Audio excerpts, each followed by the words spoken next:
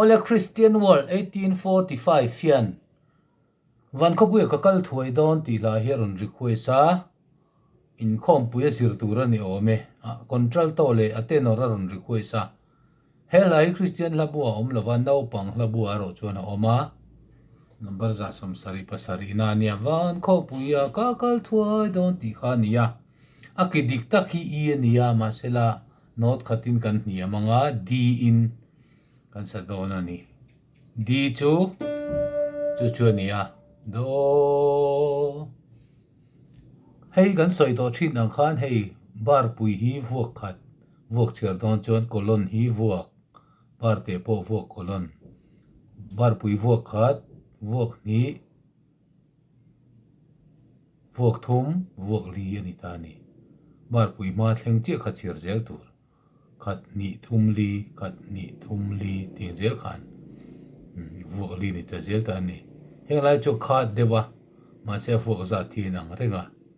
ka kha hriat tur ani helai te hi jing te na oma hei poi vuak khat vuak ni vuak thum vuak li tho ani azia kia jing ta helai kar ni hian vuak za chui nang reng tho ni helai te hi anti jing ta ringo thani ti chuan a chung ber hi soprano adot tu hi contralto adot le hi tenor noi ber hi bass khani ta ni do a khan in tran ta ni hi do is e ania do is d in kan sa don ni d key in do solfaing sapotang do hei dot ringo thi chan ve khana riang do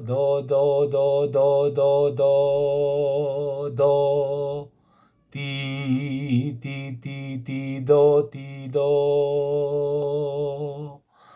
ti do ti do ti so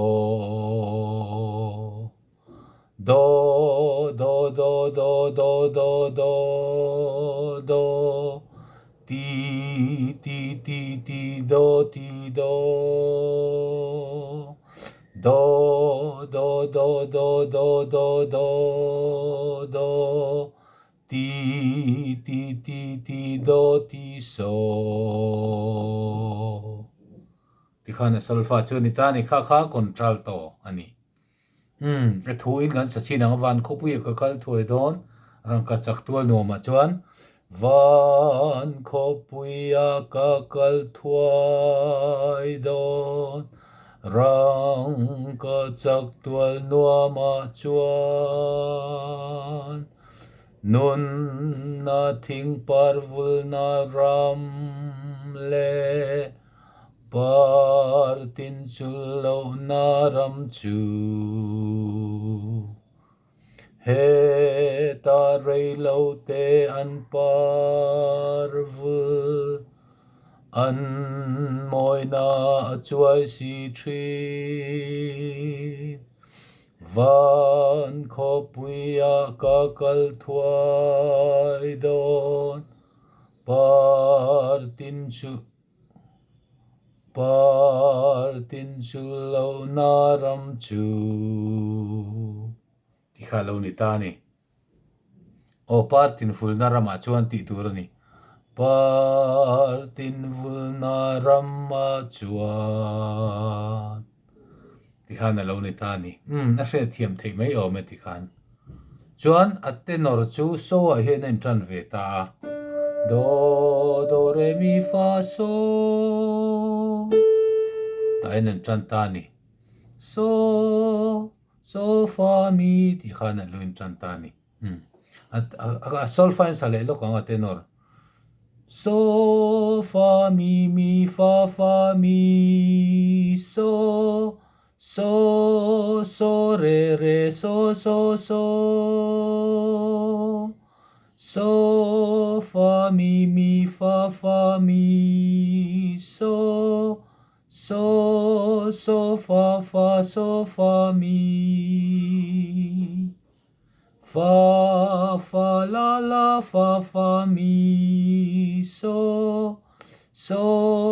so re re so so so so fa mi fa fa mi so so so fa fa so fa mi ka khat nor sol fa ni tani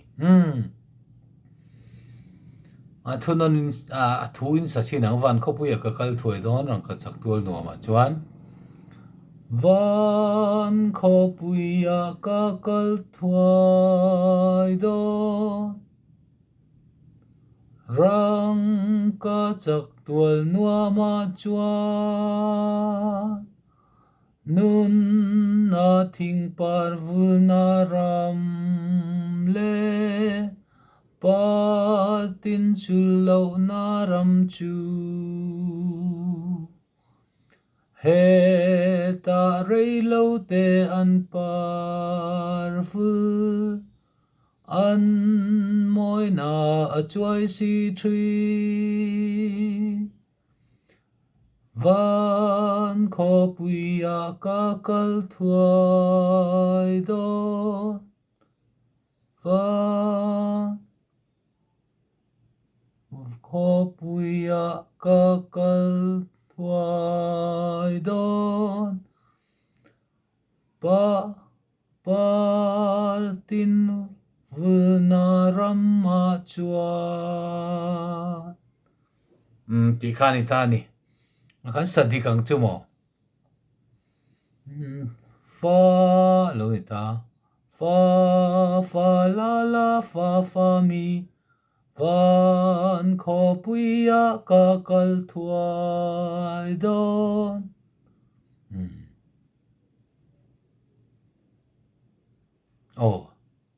kasadik lo heta rei lo ten parvul ti thu heta rei lo te an parvul an moi na a chuai si three van ko puya ka kal thuai don patin vunaram ma chuan khati khani tani kha a control to le atenor alo ni tani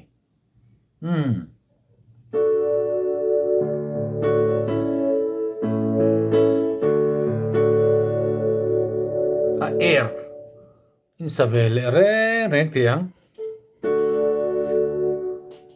van ko puya ka kal thuai don rang ka chak tual nuwa ma chuan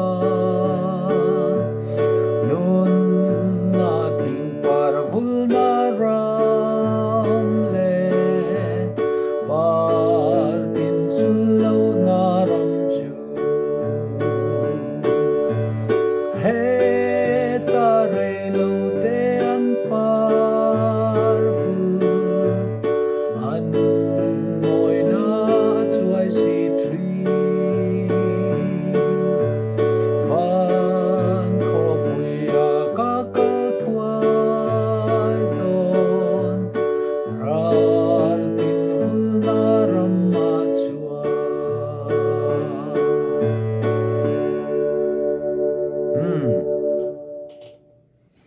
kakalo ni ta abesu van ko puya ka kal thuai don rang ka chak tual nuwa ma chuan nun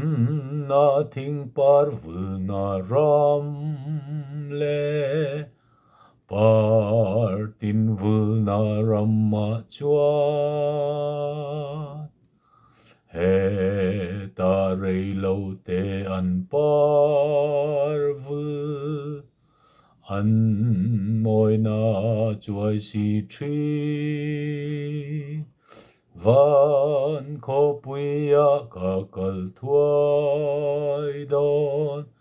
par tin vul na ram ma chuan ti khalo tani Christian wall in ron request ania